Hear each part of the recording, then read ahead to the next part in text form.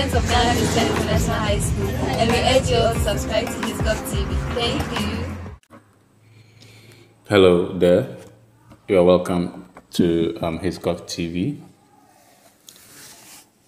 And today I want us to look at a very important topic. So in our previous discussions or video, we looked at the history of Liberia, a symbol for free African slaves. And we can't discuss the issue of Liberia without also talking about Sierra Leone, because Sierra Leone was even founded before Liberia, and therefore we cannot talk about Liberia and leave out Sierra Leone, because these two countries serve the same purpose. They all had the same purpose for their establishment, and therefore there is no way we can learn one and not learn about the other. And so today I want us to look at I want us to look at Sierra Leone, the founding of Sierra Leone, and how the country Sierra Leone came into being. And that is what we are going to look at today in our discussion. But before we begin with the discussion today, I want to remind you to subscribe to the channel. If you have already subscribed, thank you very much. Share the link to other people to also subscribe. If you have not, I will also urge you to subscribe, to support us, to encourage us to do more of these educative contents for you. And I'm particularly happy to see an African, talking about these issues, because when I go around YouTube, all the documentaries, all the teachings about our history as Africans are mostly done by Europeans. And so I'm particularly interested in the history of Africa, and that is what I'm trying to do. I'm trying to change that. I'm trying to change that perception that a different person should write our history for us. And so support me by subscribing or clicking on the subscribe button. Good. So let's go in there and look at what we have for today. Okay, so let's look at our lesson objectives for today. So our lesson objectives for today will be that one, you should be able to identify the events leading to the founding of Sierra Leone. And I've already indicated that the event that led to the founding of Sierra Leone is the same as the event that led to the founding of Liberia. Just that the characters changes, but the idea was almost the same. And so if you have watched the Liberian video, you will just have to change the characters. And if you have not watched that of the Liberia, I will include the link in the description so that you can do that for yourself. So the next one again is for us to be able to state some of the problems that the early settlers who came to settle in Town, faced. So that is the two objectives that we are supposed to work around and within. And I'm sure that by the end of this discussion, you would be able to achieve these objectives. So let's go in there and look at the introduction. So, basically, we are aware that the transatlantic slave trade, which I have also done a video on it, so you can check in the video list, in the playlist, they are there. There was a slave trade where Africans were being transported from Africa to the New World, to work on plantations and other works. At a point in time, the slave became, people started to talk against the slavery, slave trade. And so it came to a point that the various European countries that were involved in the trade had to end the trade because it became a big issue that people were condemning and all of that. So, countries like Britain, the USA, who were particularly involved so much in the trade, decided to end the trade. So this one, we are looking at the British. In the Liberia one, it was the USA, but this one, we are looking at the British. So how did the abolition of slave trade occur in the UK or in Great Britain? How did the abolition of the slave trade occur? So two events occurred within the abolition of the slave trade in Britain. Now, the first one, or the first event, was the Act of 1807, which was passed by the British Parliament to end slavery, and slave trade in Britain. The next other event that also accelerated the abolition of slave trade in Britain was a famous legal judgment that was passed in 1772 by the then Chief Justice of Great Britain, Lord Mansfield. And in those days when slaves ran away, they are being taken to court. And so we had a lawyer, Gravin Sharp, and then William Wilberforce, who would go into the court to defend these slaves. These people that I have mentioned, we will get to know them in the course of our discussion. But they were people who were against slave trade and slavery. Okay, if I say slave trade, I mean the buying and selling of human beings. If I say slavery, I mean the work that these slaves were being subjected to, and the conditions that they were being subjected to. So I'll be using the two interchangeably. So they are not all that the same. You can end slavery, but you may not end slave trade. You can also end slave trade, but you may not end slavery. So if we say we have abolished slave trade, it means that you no more sell people, you no more buy people. However, slavery will still be going on in your country. So don't get confused. They are almost the same, but I'll be using them interchangeably. So let's focus on it. So William Wilberforce and then Gravin Sharp would go to court and defend these slaves because these slaves also have their rights. And so because of these issues, what happened was that Chief Justice Lord Mansfield then decided to make a judgment that no man in England, no matter where or no matter from where they come, could be slaves. And by this judgment, it means that all slaves in Britain or on British soil were supposed to be free or were supposed to be free. And the slave masters were not they did not agree to this judgment because they felt that they had invested much in these people, and therefore you telling them to let them go would only amount to losses. But they were compensated. The British government compensated them. So that is how Chief Justice Lord Mansfield's famous legal judgment impacted on the abolition of slavery and slave trade. The Act of 1807 was also passed by Parliament to make it a law that nobody should be involved in slavery. No British subject should be involved in slavery and slave trade. And so when you are caught in the act, you could be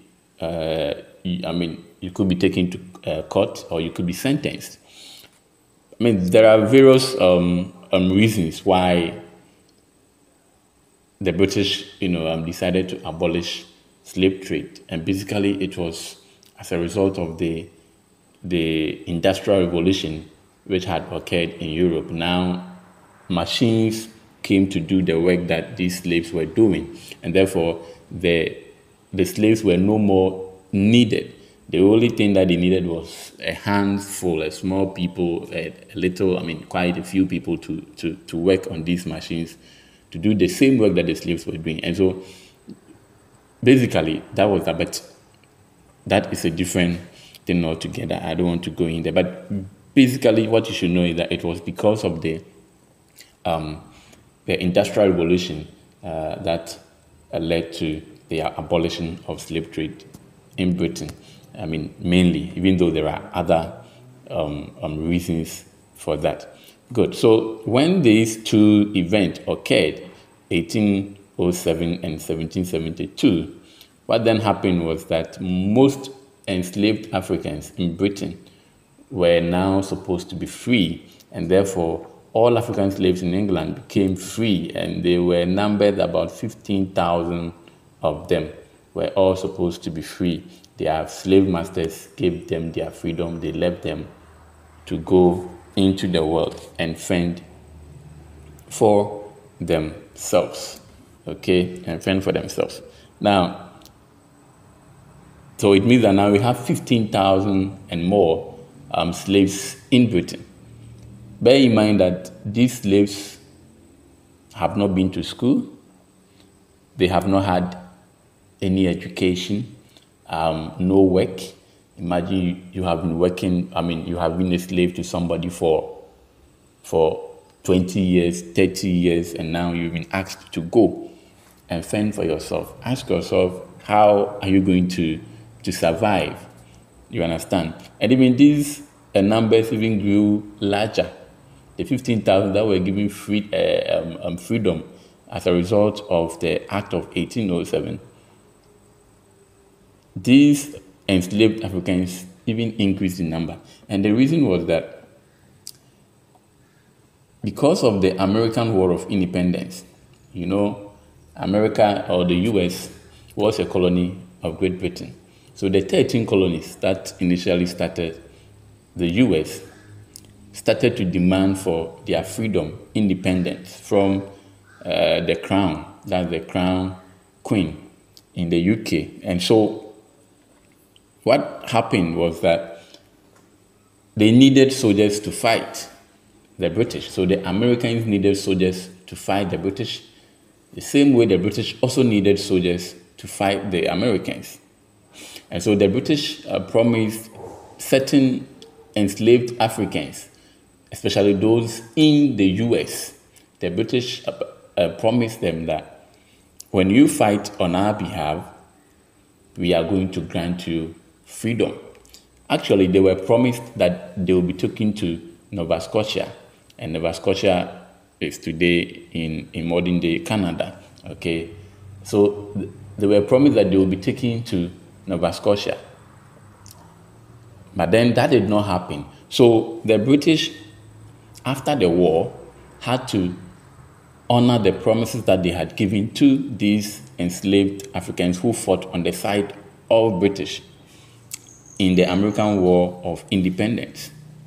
Okay, and so what happened was that most of these slaves, when they had heard that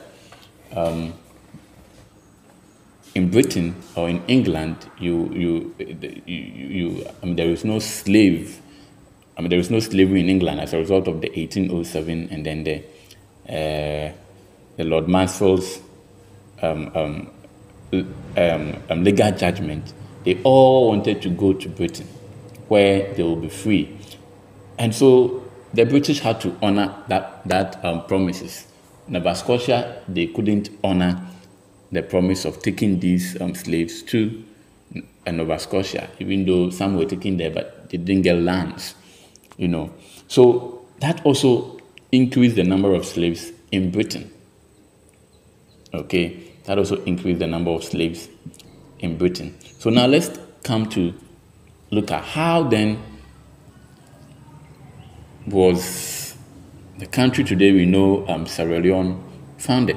Now, so 15,000 after the Act of 1807, now as a result of the American War of Independence, more slaves have now run away from the Americas, that's the USA, to Britain.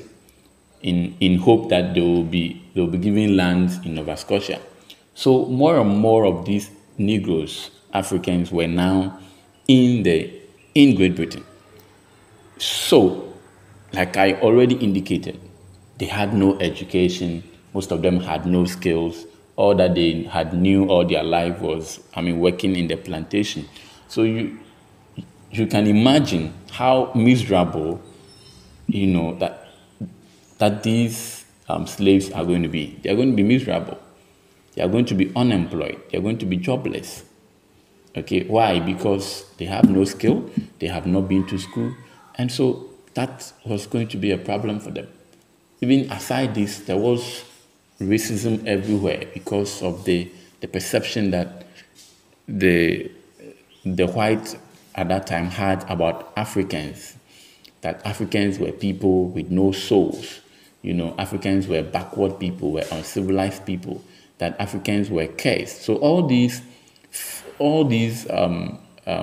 wrong perception fed into the racist attitudes that the Europeans at that time, or the whites at that time, felt towards these slaves. And so somebody will not even employ you, not just because you don't have the skills, but because you are a black man or you are a former slave. And so these things were a problem for the new slaves.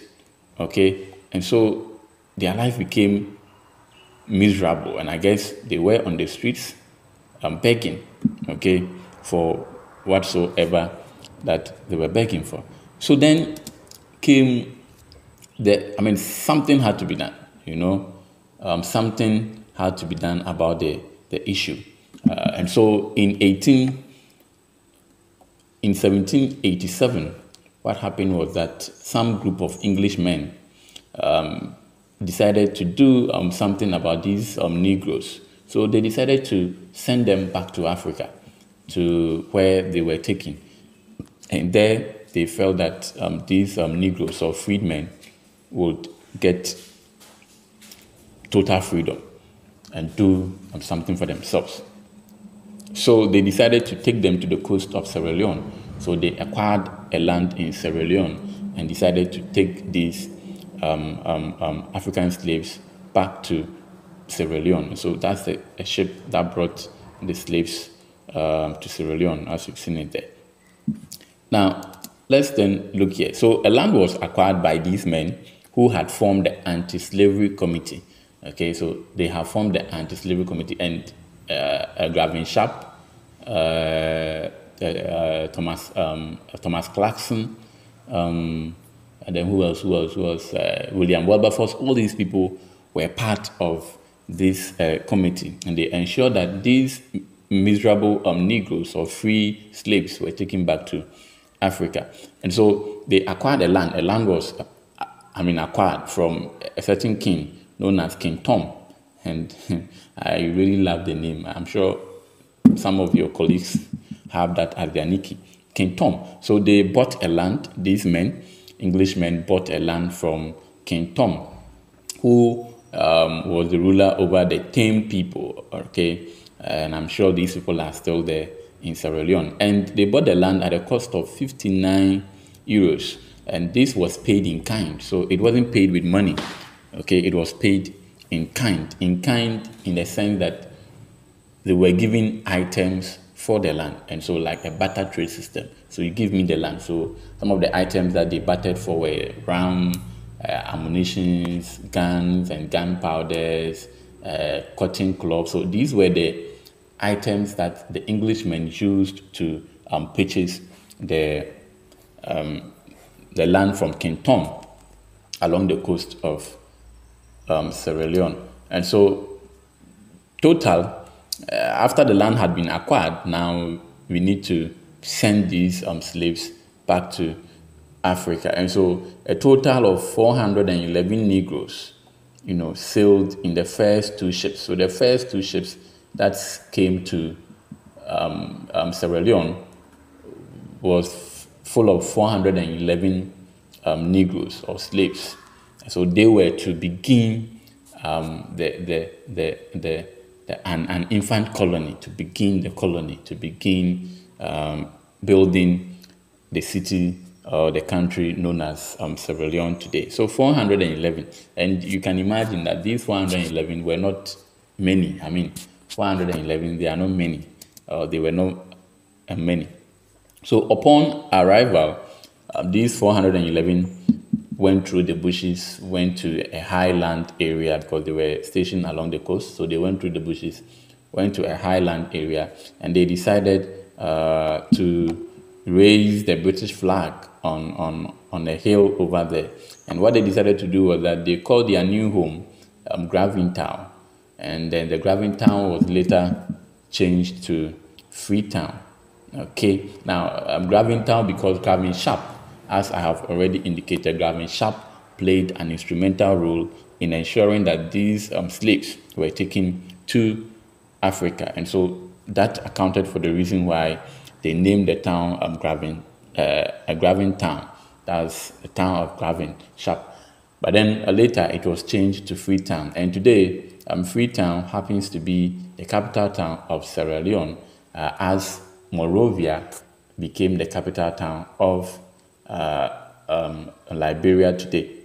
So yes, I mean Freetown, the name explains itself, Freetown, which means that the town, people in there were basically free. And that is the reason why they would name the country as Freetown. And today, Freetown is a beautiful town, as you have seen an image over here, with a beautiful, beautiful town that you can visit. And it is still called Freetown today. And I mean, it's a beautiful town in West Africa along the coast. So if you happen to be in Africa or you are outside Africa, you may want to go in there and check for yourself this amazing, amazing town of Freetown or Gavin Town.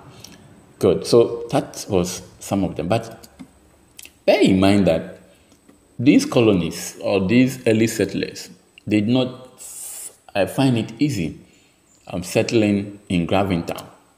Some of them faced a lot of problems, basically not because of anything, but you see, from where they were coming from, the weather condition, the climate, everything was different. Don't forget that even the British or the Europeans who came to West Africa especially, most of them died just because of mosquito bites. Most of them died out of malaria. Some of them 3 days upon their arrival, they died. And so definitely these Negroes who were born over there in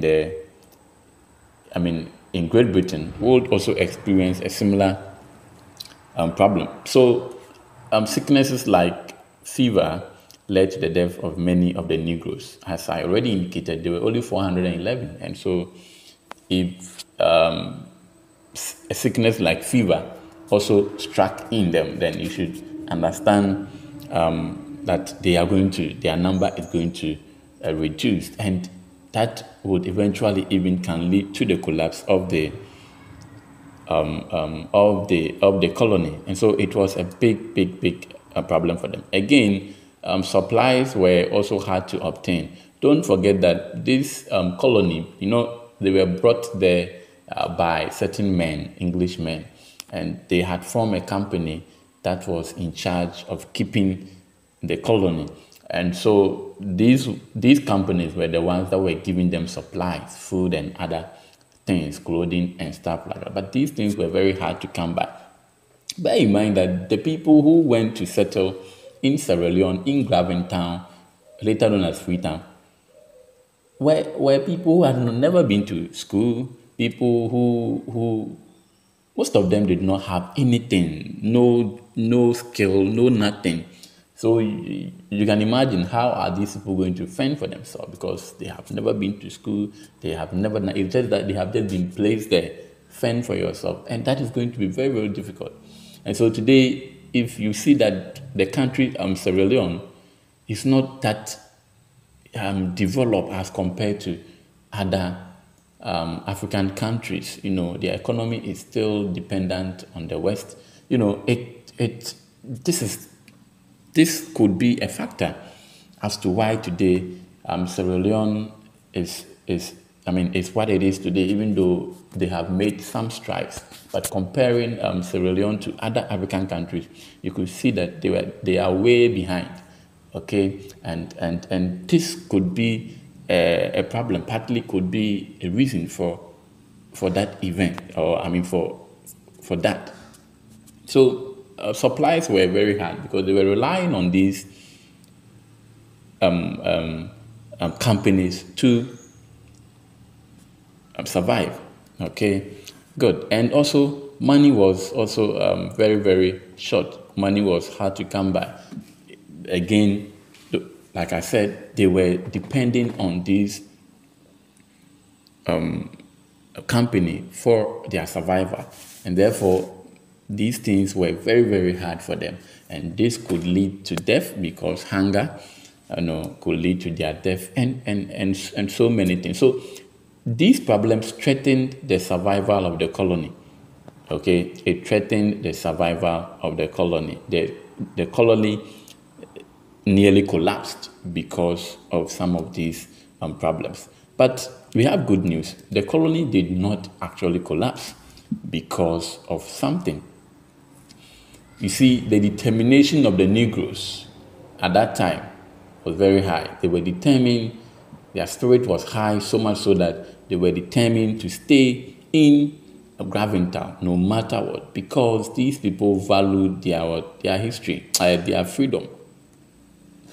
Yes, they value their freedom. When those who have traveled, especially Africans who are in the diaspora, if they tell you sometimes the treatment that they are being, or how people even see them, the racist comments that people make about them and all of that, I tell you, it is very, very difficult for them. Sometimes they just wish that they were in their homeland.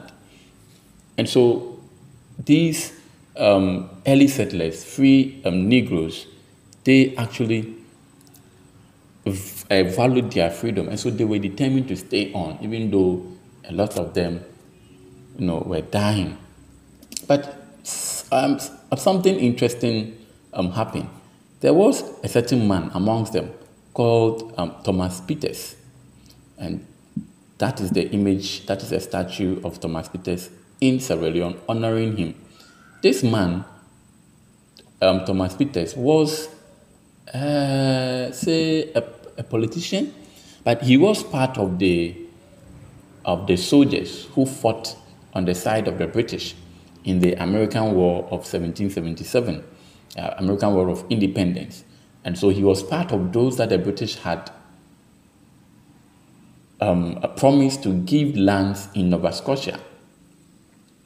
And so that did not happen because the British could not fulfill that promise. And so they offered him a land in Sierra Leone, which he took, or he accepted. So he was part of the pioneers, the first 411 free Negroes that arrived. Thomas Peters was part of them. So what he did was that when he realized that the first group was collapsing, he decided to convince those of his Negro friends who were also part of the war, of the American War of Independence, and were also looking forward for the British to give them lands in Nova Scotia and co. And that was not happening. He encouraged these men and women to join him in Sierra Leone or Graventown. And so, due to the work of this man, Thomas Peters, a group of Negroes also joined the pioneers from Nova Scotia, because they had been in Nova Scotia and they were not getting what they had been promised. And so these people numbered 1,190 men and women. They decided to join the pioneers, the 411. And so you can imagine 411, some have died, and now they are getting over 1,000 people or freedmen joining them. So this was the event that came to revive the colony in a way that the colony was able to survive up to today. So the colony survived. But then in 18 1808 or in 1808, what happened was that the company that was in charge of the colony could not pay the bills any longer. Could be land rent, could be footing the bills, taking care of these enslaved people. And so the company, the men who were in charge, could not foot the bills any longer. And so what then happened was that the colony was then taken over by the British government. And so the British government decided to take over the Graventown or the Freetown colony, and it became a crown colony. So when we say a crown colony, it means that the queen in Britain, or the monarch in Britain at that time, becomes the head of the colony. And so from that on, all the governors in the colony were all appointed from Great Britain to the colony. So governments were appointed from Great Britain to the colonies. Okay, and even the colony even went on to become the seat of the British missionary activity. So you recall that one of the reasons for the coming of the Europeans was to evangelize, to Christianize Africans. And so Sierra Leone was used as a seat by the British missionaries, so that place became more or less like a headquarters where they meet and dispatch people to other British colonies. So it became the seat of British missionaries. But that was not all. Later, what happened was that Sierra Leone also became the base for British warships, which patrolled along the Guinea waters for slave ships. So it became a base for the British warships or navy that patrolled along the Guinea coast or the sea, the high sea for slave ships. So you see, after 1807, when the British Parliament decided to abolish slavery, what they did was that they decided to force other European countries to also abolish slave trade and slavery. Okay, and so in order for them to be sure that slave trade had been abolished by other European countries, the British government decided to patrol on the Atlantic coast to ensure that there is no slave ship coming with slaves from Africa again. So once they intercept or capture a slave ship carrying slaves from Africa to the New World, they seize the ship and they return the slaves to Sierra Leone. So you can see the composition of Sierra Leone, very interesting. So they were, all the Africans that were being enslaved and were captured by the British Navy were all taken back to Sierra Leone. So you can imagine, so we have Africans who were taken from their lands and being taken back to Sierra Leone, and then those in the diaspora. So the composition of the people of Sierra Leone is more or less like people in the diaspora plus people who are already on the African continent. So all the captured slave ships were taken back to Sierra Leone, and all these things helped the colony to survive. And so the colony survived, and then it is what it is today. And basically, that is all what I have for you on the founding of Sierra Leone. Good, very interesting, and I know you have learned something about the history of Sierra Leone. And those who are doing the awasi,